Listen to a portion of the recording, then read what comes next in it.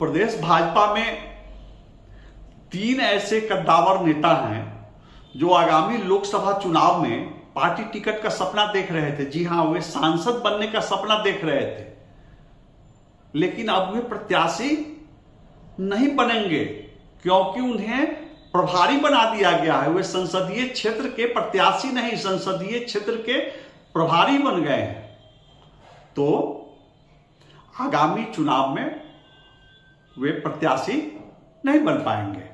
जी हां, वे सांसद बनने का सपना देख रहे थे, लेकिन अब वे संसदीय क्षेत्र का प्रभारी बनकर रह गए हैं। 2 और नेता है भाजपा के जो कभी प्रदेश भाजपा कार्यालय में पटना में बैठकर अलग अलग संसदीय क्षेत्र के प्रभारियों से फीडबैक लिया करते थे, और अब वे खुद संसदीय क्षेत्रों में घूम घूमकर, संसदीय क्षेत्र के प्रखंडों में घूम घूमकर अपने काम का हिसाब देंगे, प्रदेश मुख्यालय को फीडबैक देंगे। एक नेताजी हैं जो केंद्रीय मंत्री अश्विनी चौबे के घोर विरोधी हैं। पूर्व केंद्रीय मंत्री शाहनवाज हुसैन भी उनको पसंद नहीं करते हैं, लेकिन मंगल पांडे के इस पड़ोसी को पूर्व केंद्रीय मंत्री डॉक्टर सीपी ठाकुर के पुत्र विवेक ठाकुर ने एडजस्ट करा लिया है।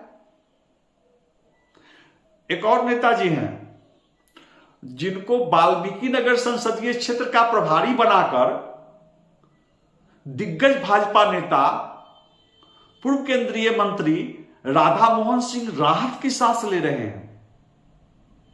और एक नेता है जिनको पूर्व प्रदेश उपाध्यक्ष राधा मोहन शर्मा और एमएलसी अनिल शर्मा फूटी आंखों से देखना नहीं पसंद करते हैं।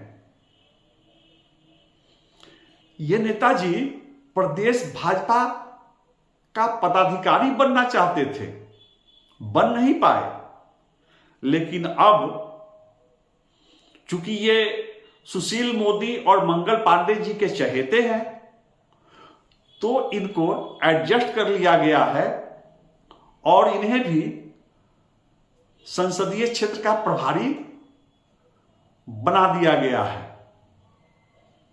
नमस्कार, मैं हूं विभेश त्रिवेदी और अब आप देखना शुरू कर चुके हैं जनता चौक लाइव। अब आगे बढ़ने से पहले आप स्क्रीन पर बेल आइकॉन दबाकर मेरे इस चैनल को लाइक करें और सब्सक्राइब करें। मैं आपके लिए रोज ताजा राजनीतिक घटनाक्रम पर रोचक खबरें लेकर आऊंगा। आज मैं चुनावी जंग के उन कमांडरों के बारे में बात करने चला हूं जिनको चुनाव से पहले ही हटा लिया गया है, एक जगह से दूसरी जगह भेज दिया गया है या बिल्कुल मैदान से हटा लिया गया है।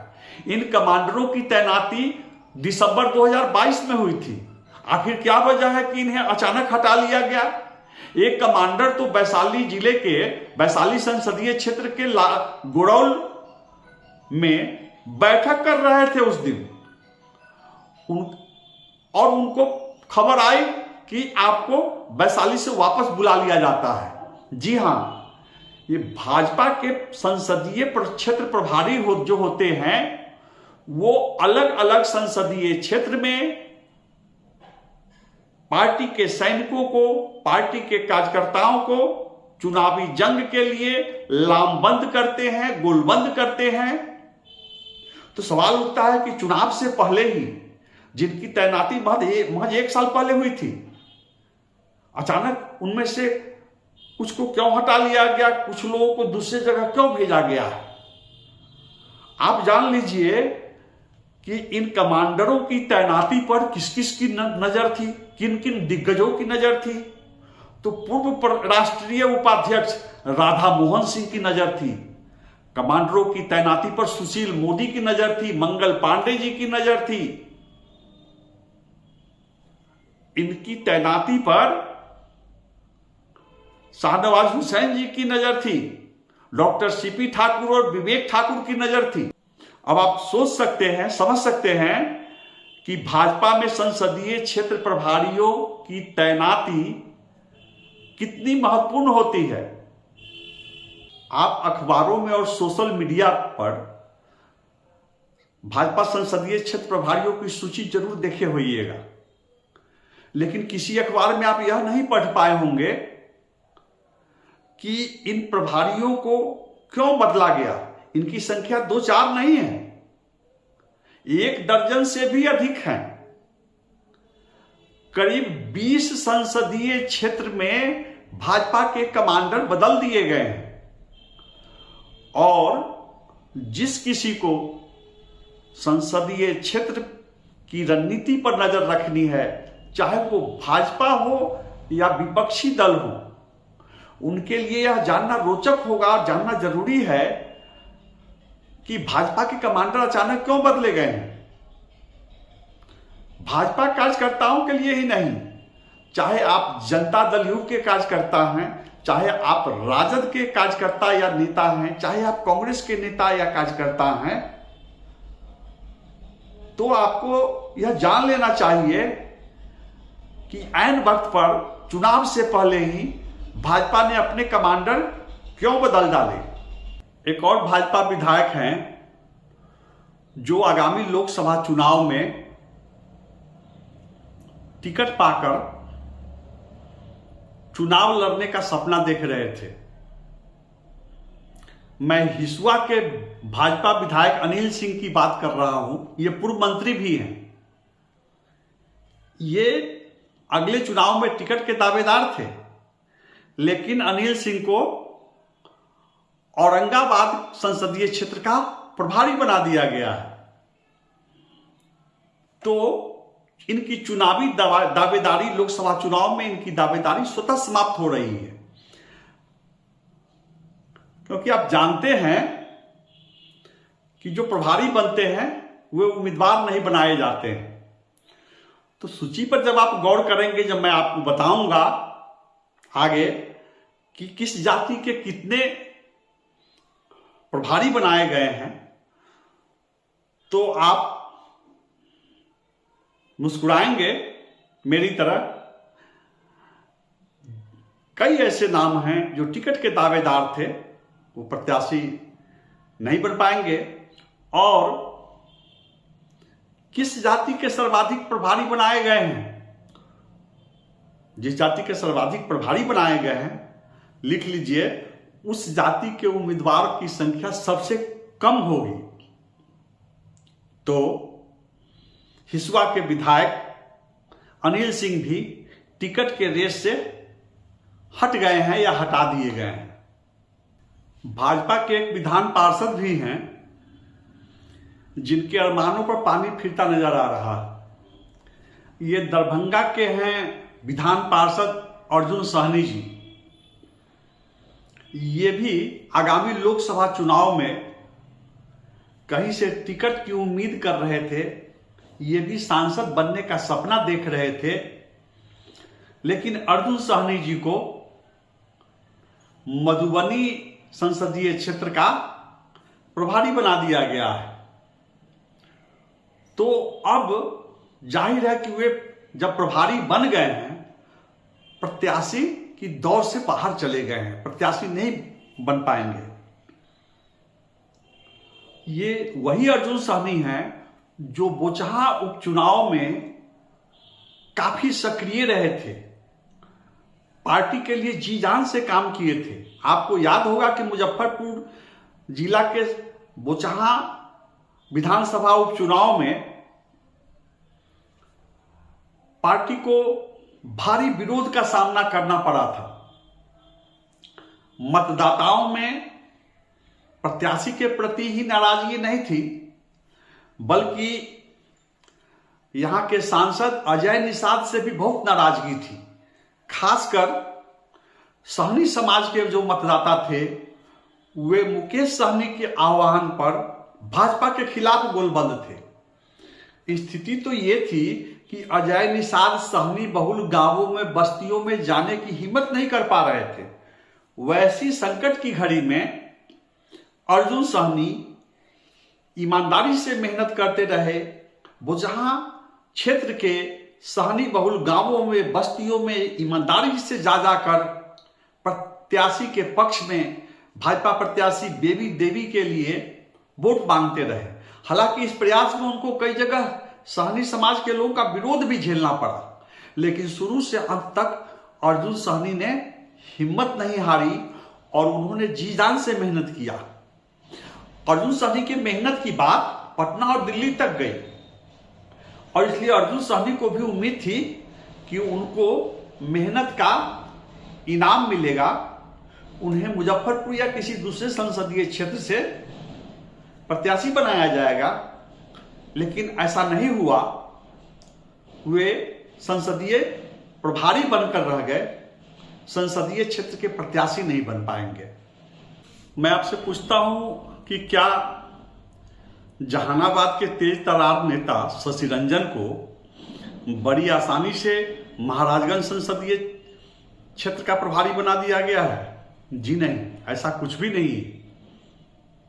अगर आप भाजपा नेताओं से पूछेंगे वे तो एक सपाट जवाब देंगे कि चूंकि महाराजगंज संसदीय क्षेत्र में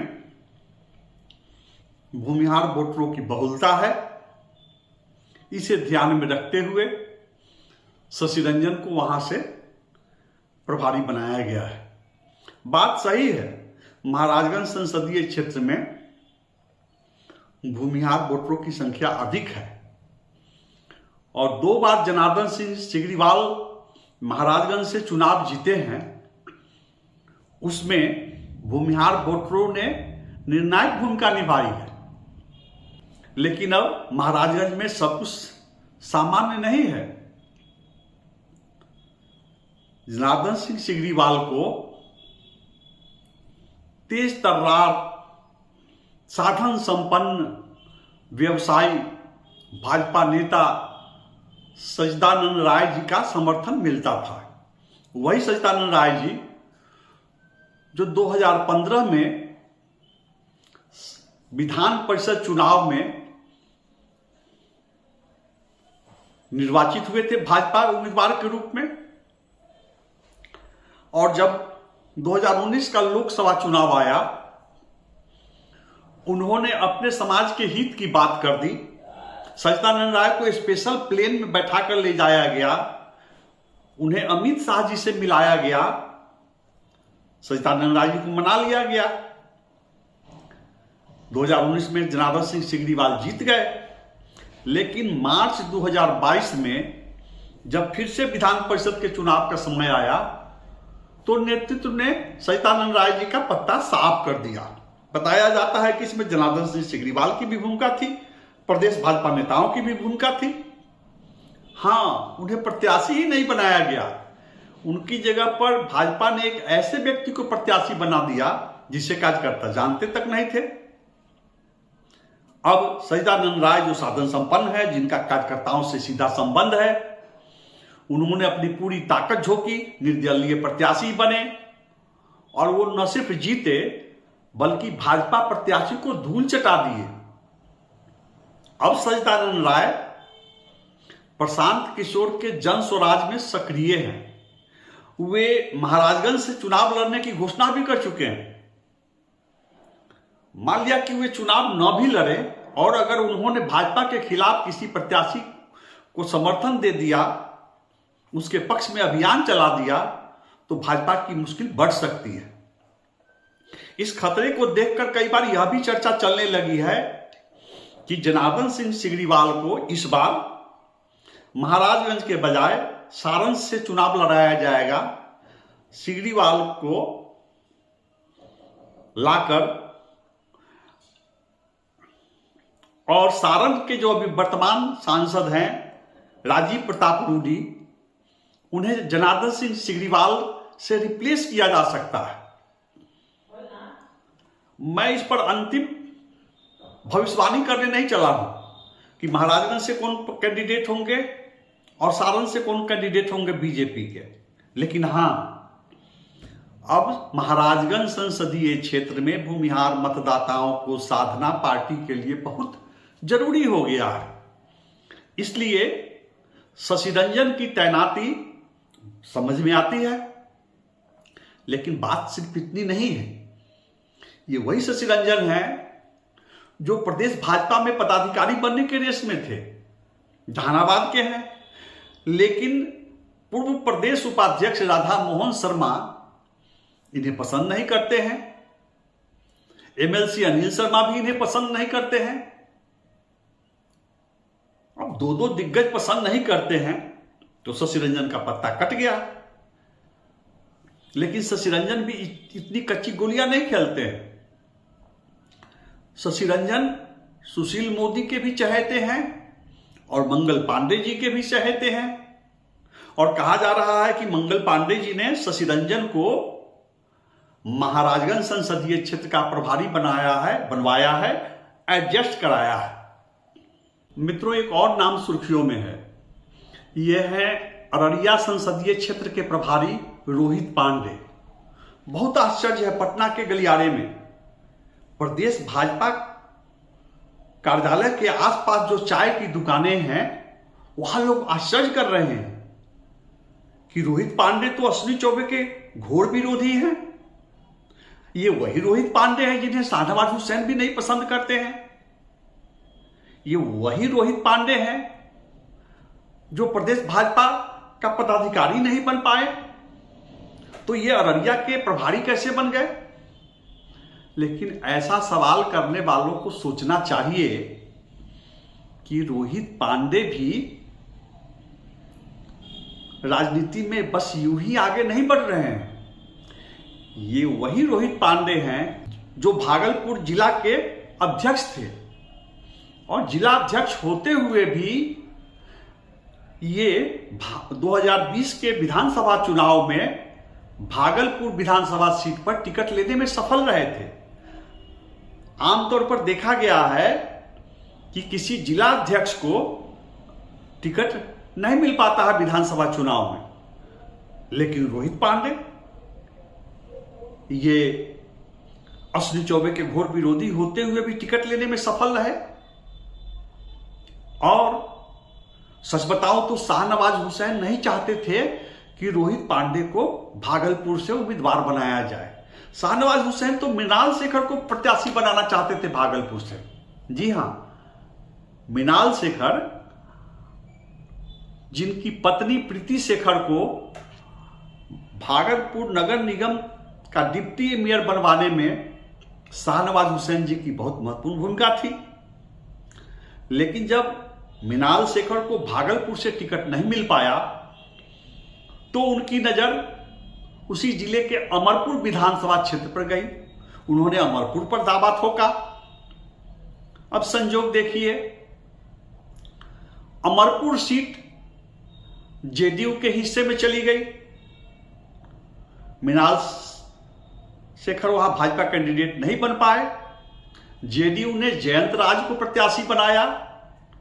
मृणाल शेखर बागी हो गए। मृणाल शेखर पार्टी छोड़कर लोजपा में शामिल हो गए और वे लोजपा टिकट पर अमरपुर से चुनाव लड़ गए।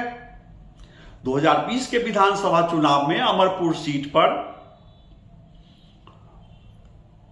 जनता दल यू के जयंत राज, कांग्रेस के जितेंद्र सिंह और लोजपा के मृणाल शेखर के बीच घमासान हुआ।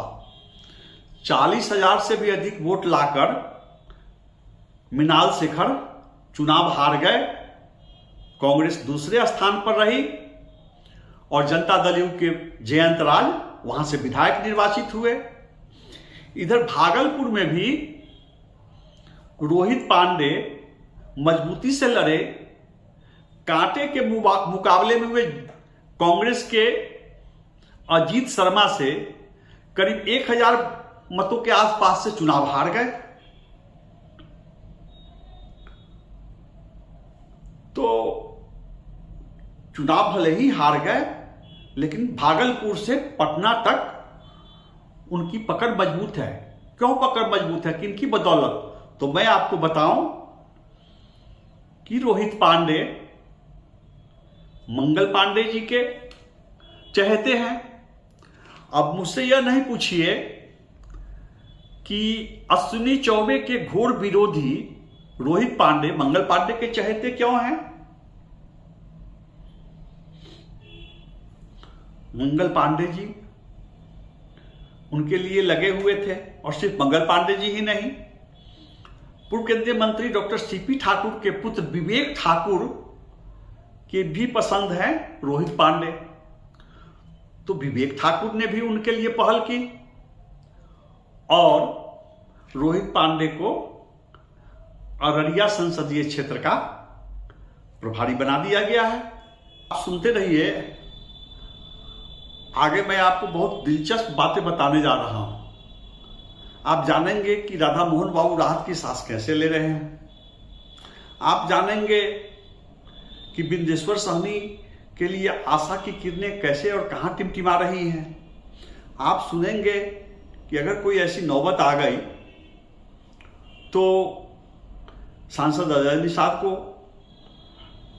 कहां किसके जगह पर रिप्लेस करके रखा जा सकता है। इससे पहले आप सुपौल जिले के विजय शंकर चौधरी जी के बारे में जान लीजिए। वह खोखा बाबू के नाम से जाने जाते हैं। विजय शंकर चौधरी अररिया संसदीय क्षेत्र के प्रभारी थे, जहां के सांसद हैं प्रदीप दास। अब कारण चाहे जो हो, खोखा बाबू को अररिया का पानी रास नहीं आ रहा था। वहां की राजनीतिक हवा में वे घुटन महसूस कर रहे थे। प्रदेश भाजपा ने जानकारी लेने की कोशिश की कि क्या वजह हो सकती है।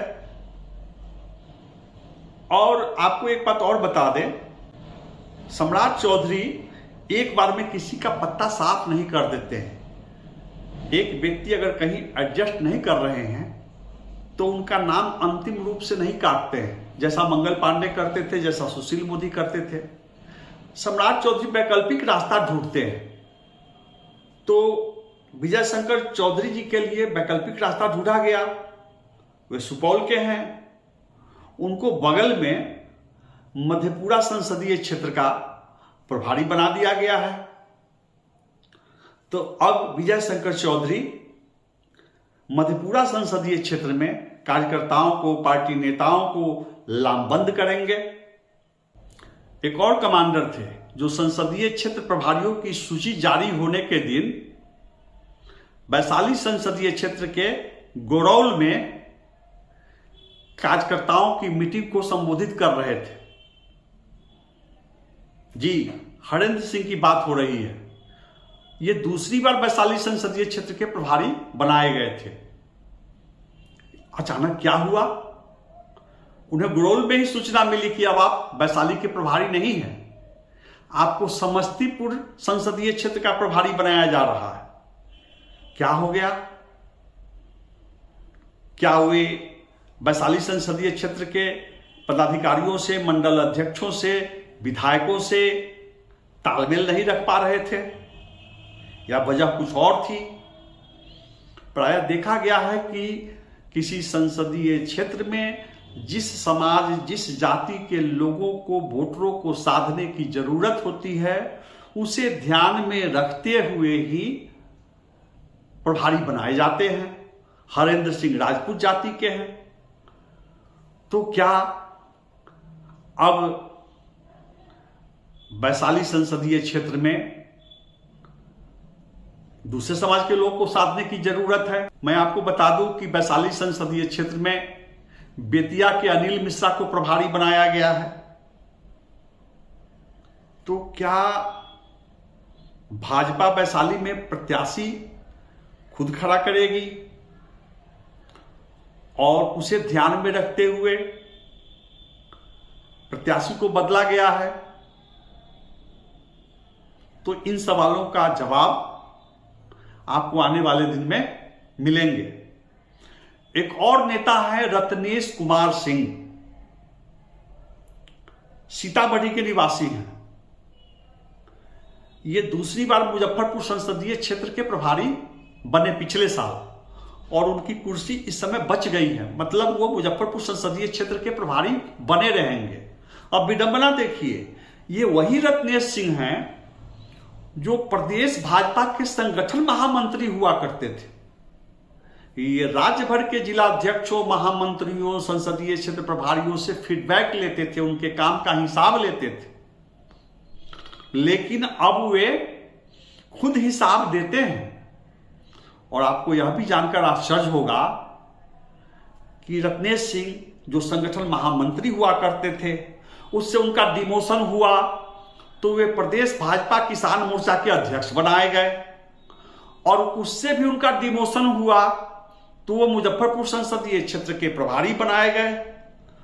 बात इतने तक नहीं है, रत्नेश सिंह को कई बार कई जगह यह भी कहते हुए सुना जाता है कि मुझे तो सांसद अजय निषाद जी की कृपा से, पसंद से संसदीय क्षेत्र प्रभारी बनाया गया है। तो वो सांसद अजय निषाद के प्रति इतना अधिक श्रद्धावनत हैं कि उन्हें जिले के मंडल अध्यक्ष उतनी अहमियत नहीं दे रहे हैं। अहमियत तो अजय निषाद भी नहीं दे रहे हैं। जब अजय निषाद पहली बार 2014 में प्रत्याशी बनाए गए थे तो वो नए थे, उनका अनुभव कम था। उस समय जब रत्नेश सिंह प्रभारी बनकर आए थे तो रत्नेश सिंह की बातों को, उनकी सलाह को अजय निषाद अहमियत देते थे। आज की तारीख में अजय निषाद 2 बार के सांसद हैं, उनका अनुभव बढ़ चुका है। अब वे अजय निषाद जी पहले वाले अजय निषाद नहीं हैं, रत्नेश सिंह की बातों को उतनी अहमियत नहीं देते हैं। हालांकि रत्नेश सिंह को अक्सर अजय निषाद जी के कच्ची पक्की सुस्ता स्थित आवास पर देखा जाता है। संसदीय क्षेत्र के प्रभारियों को सभी मंडल अध्यक्षों से तालमेल रखना पड़ता है, जिला अध्यक्ष से तालमेल रखना पड़ता है। अब मैं बता दूं आपको कि अब भाजपा में चुनावी प्रक्रिया के तहत मंडल अध्यक्ष नहीं चुने जाते हैं। अब जो विधायक होते हैं अलग अलग क्षेत्रों के, या जो विधायक का चुनाव लड़ चुके होते हैं, किसी कारण से हार चुक गए होते हैं, उनकी पसंद के व्यक्ति को मंडल अध्यक्ष के रूप में थोपा जाता है, बैठाया जाता है। तो आज के मंडल अध्यक्ष न तो जिला अध्यक्ष के प्रति जवाबदेह हैं और न ही सांसद के प्रति जवाबदेह हैं। वे अपने अपने क्षेत्र के विधायकों, पूर्व विधायकों, भाजपा प्रत्याशियों के प्रति जवाबदेह हैं। तो भाजपा जिलाध्यक्ष इस मर्म को समझते हैं। उनको सभी मंडल अध्यक्षों के तालमेल से ही संगठन की गतिविधियों को अंजाम तक पहुंचाना है, तो वे अपनी ओर से तालमेल करने की कोशिश करते हैं। लेकिन रत्नेश सिंह का अब पहले की तरह मंडल अध्यक्षों से तालमेल नहीं हो पा रहा है। रत्नेश सिंह का जो दूसरा संस्करण मुजफ्फरपुर में है, वो कमजोर, लाचार रत्नेश सिंह नजर आते हैं। और मंडल अध्यक्षों का सांसद अजय निषाद से भी बहुत अच्छा तालमेल नहीं है।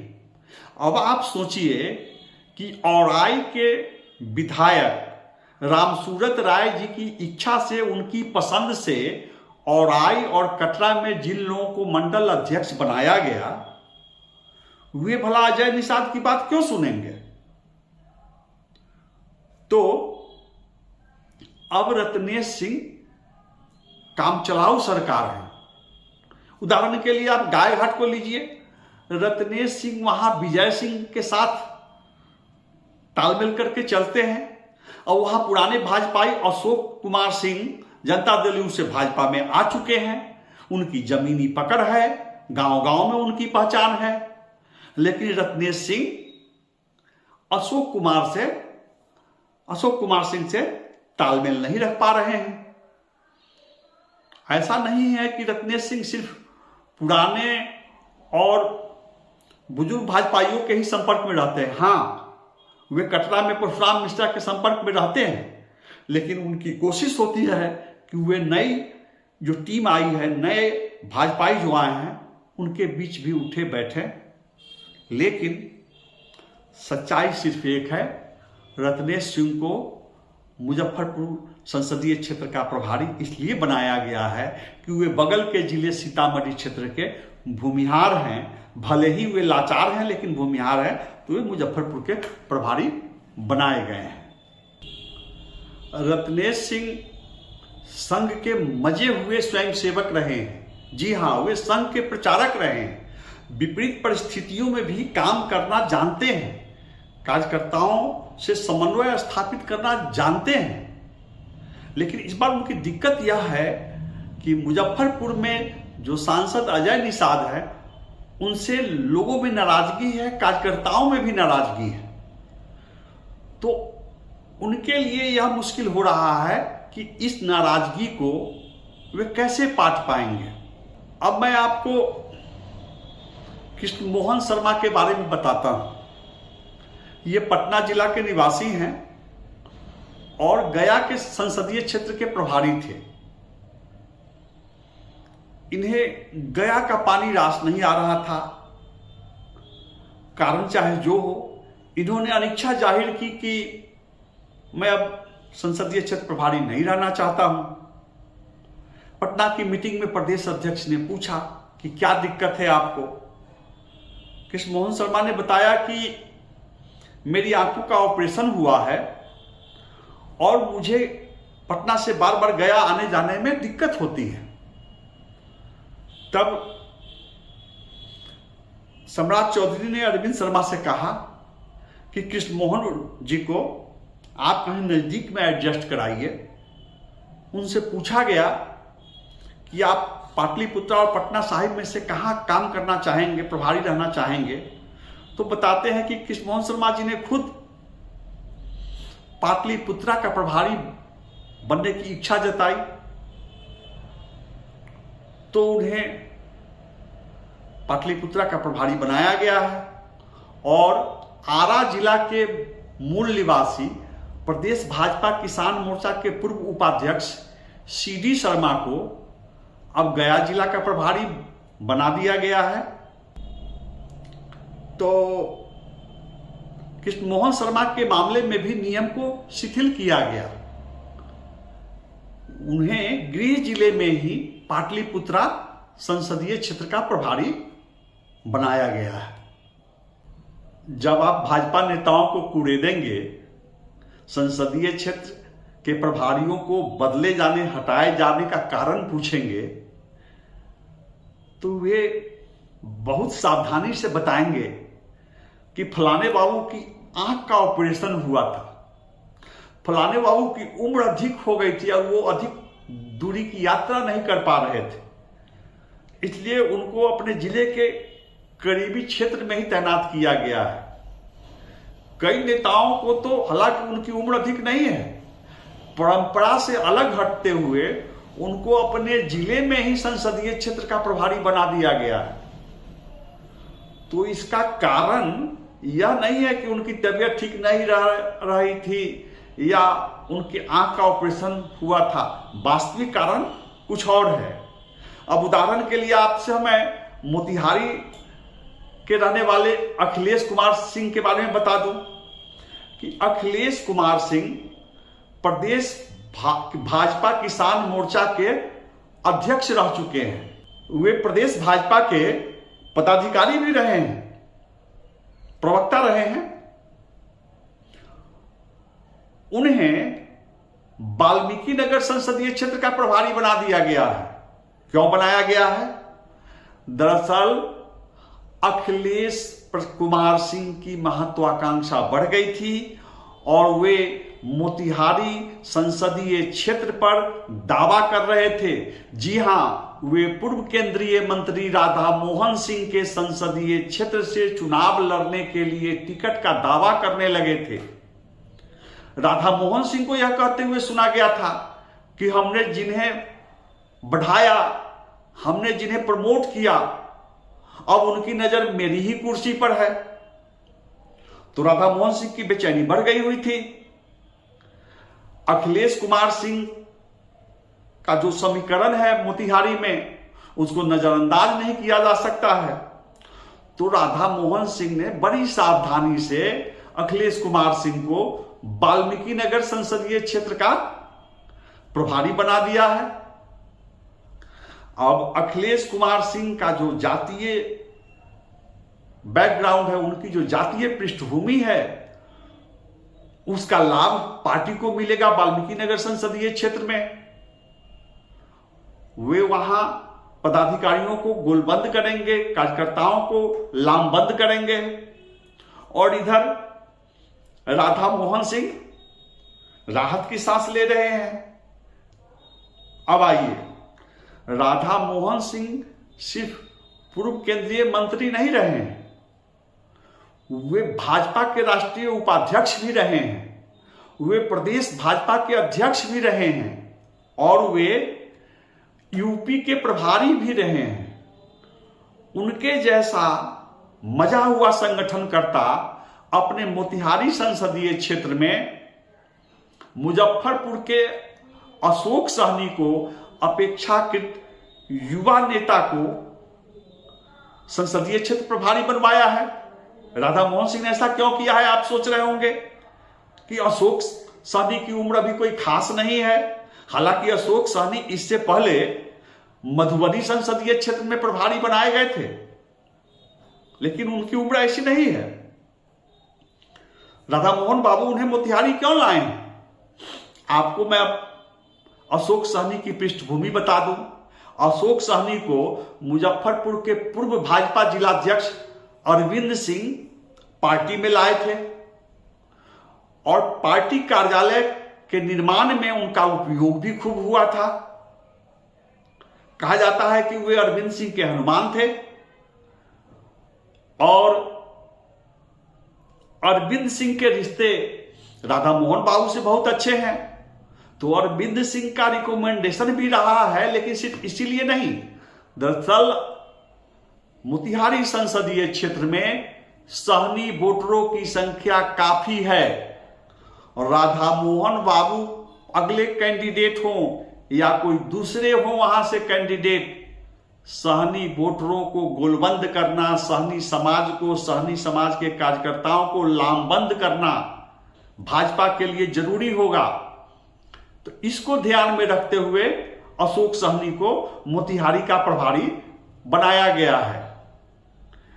आपको एक और बात याद दिलाता हूं, पूर्व केंद्रीय मंत्री कैप्टन जय नारायण प्रसाद निषाद, वे भी एक बार मोतिहारी से चुनाव लड़ने चले गए थे। क्यों गए थे? वहां सहनी वोटरों की संख्या है, अच्छी संख्या में है। कई बार जब मुजफ्फरपुर में अजय निषाद से वोटरों की नाराजगी देखी जाती है तो कहा जाता है कि अगर उम्र के आधार पर राधा मोहन सिंह उम्मीदवार नहीं रहे तो उनकी जगह पर उनको अजय निषाद से रिप्लेस किया जाएगा, अजय निषाद जी को मोतिहारी से कैंडिडेट बनाया जाएगा। और आप हाल में देखेंगे कि मुकेश सहनी से जो चुनौती मिल रही है और तालमेल अभी तक बीजेपी का नहीं हो पाया है, इसे ध्यान में रखते हुए और जातिगत जनगणना की रिपोर्ट को ध्यान में रखते हुए भाजपा की नजर अति पिछड़ी जातियों पर है, सहनी समाज पर है। इसलिए सहनी समाज में नेता खड़े किए जा रहे हैं। इसी के तहत डॉक्टर राजभूषण निषाद को पार्टी में लाया गया, उन्हें प्रदेश भाजपा में पदाधिकारी बनाया गया है। विकल्प के रूप में उभर कर सामने आ रहे हैं राजभूषण निषाद। जी हाँ, मैं डॉक्टर राजभूषण प्रसाद निषाद की बात कर रहा हूं, जो पिछली बार अजय निषाद जी के खिलाफ मुकेश सहनी की पार्टी से खड़े हुए थे, लेकिन अब वे बीजेपी में आ चुके हैं, प्रदेश भाजपा के पदाधिकारी हैं और मुजफ्फरपुर संसदीय क्षेत्र में काफी सक्रिय हैं। अंजलि निषाद को भाजपा महिला मोर्चा में प्रदेश का पदाधिकारी बनाया गया है और अशोक सहनी जैसे युवा नेता को मोतिहारी का पदाधिकारी बनाया गया है, ताकि सहनी समाज से नए नए नेतृत्व उभर कर सामने आए। अब इसमें एक बिंदेश्वर सहनी जी के लिए राहत की बात है, वे संघ से जुड़े हुए हैं, वे अच्छे संगठनकर्ता हैं, लेकिन बिंदेश्वर सहनी जो मुजफ्फरपुर के ही हैं उनको प्रभारी नहीं बनाया गया है। तो चूंकि वे प्रभारी नहीं बनाए गए हैं, इसलिए उनके लिए आशा की एक किरण बची हुई है, टिमटिमा रही है किरण, कि अगर मुजफ्फरपुर में प्रत्याशी बदलने की नौबत आई तो बिंदेश्वर साहनी जी पर भी विचार किया जा सकता है, या बिंदेश्वर साहनी को मोतिहारी या किसी दूसरे संसदीय क्षेत्र में आजमाया जा सकता है। अब आइए मुजफ्फरपुर के एक और नेता हैं जिनकी चर्चा मैं अभी कर रहा था, अरविंद सिंह। ये कभी सुशील मोदी जी के भी प्रिय रहे हैं, ये कभी राधा मोहन सिंह के भी प्रिय रहे हैं और आज भी हैं। एक बार कांटी विधानसभा क्षेत्र से किस्मत भी आजमा चुके हैं पार्टी टिकट पर, तो वे पहले भी विभिन्न जिलों में प्रभारी रह चुके हैं संसदीय क्षेत्र के। इस बार उन्हें सारण संसदीय क्षेत्र का प्रभारी बनाया गया है। वही छपरा वाले अरविंद सिंह, छपरा मुजफ्फरपुर में कांटी विधानसभा क्षेत्र में एक गांव है, अरविंद सिंह वहीं के निवासी हैं, तो छपरा वाले अरविंद सिंह को सारण, छपरा जिला के सारण संसदीय क्षेत्र का प्रभारी बनाया गया है। मुजफ्फरपुर से एक और नेता हैं पूर्व deputy mayor Vivek Kumar. Vivek Kumar continue करेंगे सीतामढ़ी संसदीय क्षेत्र में, वे सीतामढ़ी संसदीय क्षेत्र के प्रभारी थे और रहेंगे। उन्हें नित्यानंद राय की भी पसंद बताया जाता है। कहा जाता है कि अगर नित्यानंद राय किसी कारण से उजियारपुर में नहीं लड़ेंगे तो उन्हें सीतामढ़ी में आजमाया जा सकता है। और सुनील कुमार पिंटू जो जेडीयू सांसद हैं सीतामढ़ी से, वे अगर दल में आ जाते हैं तो सुनील कुमार पिंटू को शिवहर से लड़ाया जा सकता है, रामा देवी को रिप्लेस किया जा सकता है सुनील कुमार पिंटू से। दोनों बेस्ट नेता हैं। ऐसी स्थिति में जब सीतामढ़ी संसदीय क्षेत्र खाली हो जाएगा तो हो सकता है नित्यानंद राय उजियारपुर से सीतामढ़ी लड़ने चले आए, अगर उपेंद्र कुशवाहा को उजियारपुर से लड़ाने की जरूरत पड़ गई। पूर्व मंत्री और पार्टी विधायक रामसूरत राय को सीतामढ़ी जिला भाजपा का प्रभारी बनाया गया था। तो सीतामढ़ी में दो तैनाती हैं। रामसूरत राय भी सीतामढ़ी जिले पर नजर रख रहे हैं और विवेक कुमार सीतामढ़ी संसदीय क्षेत्र पर नजर रख रहे हैं। अब आप समझ सकते हैं कि प्रदेश भाजपा के लिए और खासकर नित्यानंद राय जी के लिए सीतामढ़ी संसदीय क्षेत्र कितना महत्वपूर्ण है। एक नेताजी की मैं चर्चा कर लूं, आप सब उनका नाम जानते हैं। वे केंद्रीय गृह राज्य मंत्री नित्यानंद राय के चहेते हैं, उनकी खास पसंद है सुशील चौधरी जी। समस्तीपुर जिले के निवासी हैं और केंद्रीय गृह राज्य मंत्री नित्यानंद राय की खास पसंद है, उनके चहेते हैं। उन पर नित्यानंद राय की खास कृपा दृष्टि रही है। पहले वे सुशील मोदी के भी पसंद बताए जाते थे, तो वे लगातार प्रदेश भाजपा में उपाध्यक्ष और महामंत्री पद पर रहते आ रहे थे। अब अधिक दिनों तक उनको पदाधिकारी बनाए रखना संभव नहीं रह गया था, इसलिए सुशील चौधरी जी को इस बार पदाधिकारी नहीं बनाया जा सका। सुशील चौधरी जी खाली हो गए थे, बेरोजगार हो गए थे, तो नित्यानंद राय जी ने अपने प्रभाव का उपयोग करते हुए सुशील चौधरी जी को समस्तीपुर जिले में ही उजियारपुर संसदीय क्षेत्र का प्रभारी बनवाया है। उजियारपुर संसदीय क्षेत्र के सांसद आप जानते हैं नित्यानंद राय खुद हैं। तो परंपरा के विपरीत प्रायः भाजपा नेताओं को दूसरे जिले में संसदीय क्षेत्र का प्रभारी बनाया जाता है, दूसरे जिले का प्रभारी बनाया जाता है, लेकिन सुशील चौधरी जी को उजियारपुर का प्रभारी बनाया गया है। अब सुशील चौधरी जी के समर्थक कह सकते हैं कि वे उजियारपुर संसदीय क्षेत्र के निवासी नहीं हैं, सीतामढ़ी के निवासी हैं लेकिन उजियारपुर संसदीय क्षेत्र के निवासी नहीं हैं। तो आप समझ सकते हैं कि सुशील चौधरी जी की तैनाती कितनी महत्वपूर्ण है। अब मैं आपको बताना चाहता हूं कि ये जो कमांडर नियुक्त किए गए हैं संसदीय क्षेत्रों में, इसमें किस जाति के कितने कमांडर हैं, कितने संसदीय क्षेत्र में किस किस जाति के प्रभारी, इससे आपको पता चलेगा कि भाजपा किस किस जाति के मतदाताओं को अधिक से अधिक अपनी ओर करने के लिए तत्पर है। इससे यह भी संकेत मिलेगा कि भाजपा किस जाति के लोगों को कम टिकट देने जा रही है। तो आपको बता दूं कि 40 में से 14 संसदीय क्षेत्र ऐसे हैं जहां भाजपा ने भूमिहार जाति के प्रभारी की नियुक्ति की है, अर्थात उन जिलों में भाजपा भूमिहार मतों को अपने ओर खींचने के लिए चिंतित है, तत्पर है। और इसमें कौन कौन जिले हैं, कौन कौन लोग हैं, तो मैं आपको बता दूं कि ये वाल्मीकि नगर के प्रभारी हैं अखिलेश कुमार सिंह। ये पूर्वी चंपारण के कल्याणपुर के मूल निवासी हैं, भूमिहार हैं। विजय शंकर चौधरी जो हैं ये मधेपुरा में प्रभारी बनाए गए हैं, ये भूमिहार है। रत्नेश सिंह ये सीतामढ़ी जिले के हैं, भूमिहार है, मुजफ्फरपुर के प्रभारी बनाए गए हैं। अनिल मिश्रा को वैशाली का प्रभारी बनाया गया है, ये भूमिहार है। कुमार राघवेंद्र नालंदा के प्रभारी बनाए गए हैं, ये भूमिहार है। राम वीरेंद्र सिंह पटना साहिब के प्रभारी बनाए गए हैं। बक्सर के हैं अनिल स्वामी जी प्रभारी, ये गया जिला के रहने वाले हैं, ये पूर्व जिला अध्यक्ष हैं, ये भी भूमिहार है। और हिसुआ के विधायक अनिल सिंह भूमिहार हैं, जिन्हें औरंगाबाद का प्रभारी बनाया गया है। गया के प्रभारी बने हैं CD शर्मा, ये भूमिहार हैं।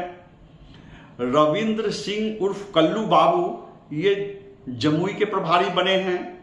शशि रंजन महाराजगंज के प्रभारी बने हैं। अरविंद कुमार सिंह सारण के प्रभारी बने हैं। और कृष्ण मोहन शर्मा पाटलिपुत्र के प्रभारी बने हैं। तो ये 13 नाम होते हैं। 14वां नाम सुशील चौधरी जी का है। मजे की बात यह है कि समस्तीपुर के लोग इन्हें ब्राह्मण भी मानते हैं और भूमिहार भी मानते हैं। तो अगर हम सुशील चौधरी जी को भूमिहार नहीं माने तो ब्राह्मण प्रभारियों की संख्या 4 हो जाती है। शैलेंद्र मिश्र जी, रोहित पांडे जी, जितेंद्र पांडे जी और चौथा सुशील चौधरी जी। तो ब्राह्मण जाति से हो जाते हैं 4 प्रभारी। और राजपूत जाति से भी 3 प्रभारी हैं, विकास सिंह, अनिल सिंह, हरेंद्र सिंह, ये 3 हैं। कायस्थ समाज से 1 प्रभारी हैं। तो कुल मिलाकर के सवर्ण जातियों से 21 प्रभारी बनाए गए हैं। प्रायः जिस जाति के कैंडिडेट होते हैं भाजपा निश्चिंत रहती है कि उस जाति का वोट तो मिलेगा ही मिलेगा। जिस जाति का कैंडिडेट खड़ा करने की स्थिति में भाजपा नहीं होती है उस जाति के प्रभारी को तैनात करने से भाजपा को चुनाव में लाभ होता है। इसी को ध्यान में रखते हुए चूंकि भूमिहार को ज्यादा टिकट देने की स्थिति में नहीं है, इसलिए 13-14 प्रभारी भूमिहार समाज से हैं। और इस बार कुशवाहा समाज से 4 प्रभारी बनाए गए हैं। वैश्य समाज से 6 प्रभारी बनाए गए हैं। सहनी समाज से 2 प्रभारी बनाए गए हैं। पासवान समाज से 2 प्रभारी बनाए गए हैं।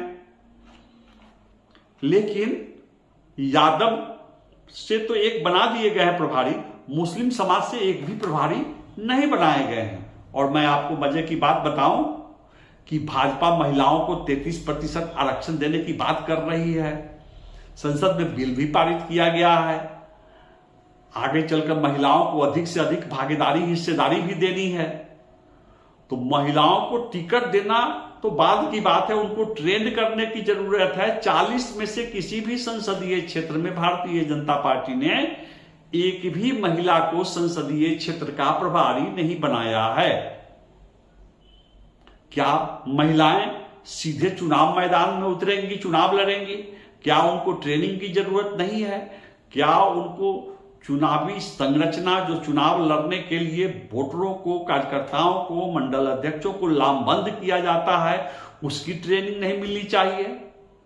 तो ये सवाल का जवाब आप पर छोड़ता हूं और मैं सिर्फ इतना बताता हूं कि इनमें से 1 भी जगह, 1 भी संसदीय क्षेत्र में महिला को प्रभारी नहीं बनाया गया है। आपसे एक बार फिर आग्रह है कि आप स्क्रीन पर बेल आइकॉन दबाकर मेरे इस चैनल को लाइक करें, सब्सक्राइब करें। आप जितना अधिक सब्सक्राइब करेंगे, अपने मित्रों, जानने वालों, दूसरे राज्यों में, दूसरे शहरों में रह रहे लोगों को प्रेरित करेंगे, मेरा मनोबल उतना ही बढ़ेगा, मेरा हौसला बढ़ेगा और मैं आगे भी रोचक, रोमांचक, नई नई खबरें, राजनीतिक घटनाक्रम से संबंधित खबरें और विविध क्षेत्र की खबरें, विविधतापूर्ण खबरें लेकर आपके बीच आता रहूंगा। नमस्कार।